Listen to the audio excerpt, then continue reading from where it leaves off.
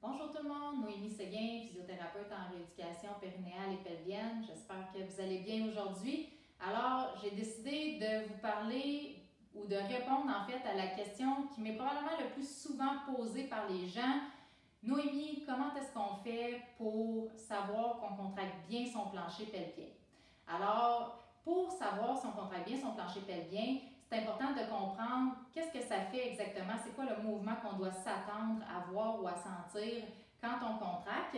Si je prends mon bassin ici, en fait, le plancher pelvien, quand il va se contracter, ça va faire exactement la même chose que quand vous contractez votre biceps. Donc, ça va tout se ramasser au centre, comme ça ici.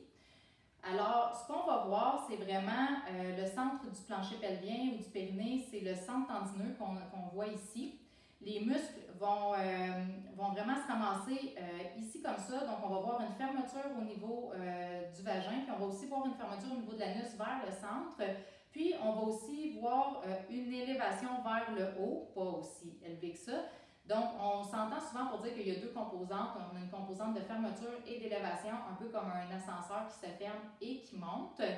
Pour être capable de vraiment valider que vous le faites de la bonne façon, vous pouvez utiliser vos sens, mais pas n'importe quel de vos sens. Là. On s'entend que l'ouïe ou l'odorat ne vous servira pas à grand-chose pour ça, mais vous pouvez utiliser votre vue. Donc, vous pouvez prendre un miroir et regarder si vous voyez ce que j'ai décrit tout à l'heure comme mouvement avec un miroir. Ça peut vous aider à avoir une rétroaction.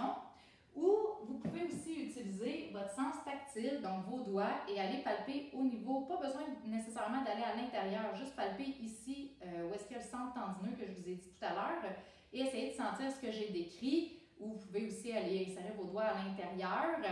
Vous pouvez aussi utiliser ce qu'on appelle la kinesthésie, le sens kinesthésique ou proprioceptif.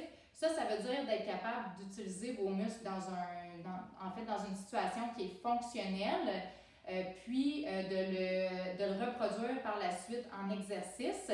Par exemple, ce qu'on connaît le plus, c'est d'essayer d'arrêter son urine à la fin d'une miction. Puis on essaie de reproduire ce mouvement-là par la suite. Mais attention, c'est vraiment important, c'est un test. On ne fait pas ça en exercice parce qu'on peut s'amener des problèmes plus importants à faire ça au quotidien en exercice. Donc, on le fait vraiment comme un test. Un autre test que vous pouvez faire qui est intéressant puis qui va vous permettre de travailler en équipe avec votre conjoint, c'est pendant une relation, vous pouvez essayer de squeezer un peu comme si vous vouliez l'empêcher de sortir, puis vous pouvez lui demander si il sent le resserrement et vous pouvez essayer de voir si vous aussi vous ressentez ce serrement-là. Et ce qui est intéressant avec ça, c'est que vous allez pouvoir retester une fois que vous allez avoir entraîné votre périnée pour sentir ce qui se passe. Aussi, attention, il y a souvent des gens qui me disent « Je pense que je ne contracte pas bien, je le sens juste au niveau de l'anus ».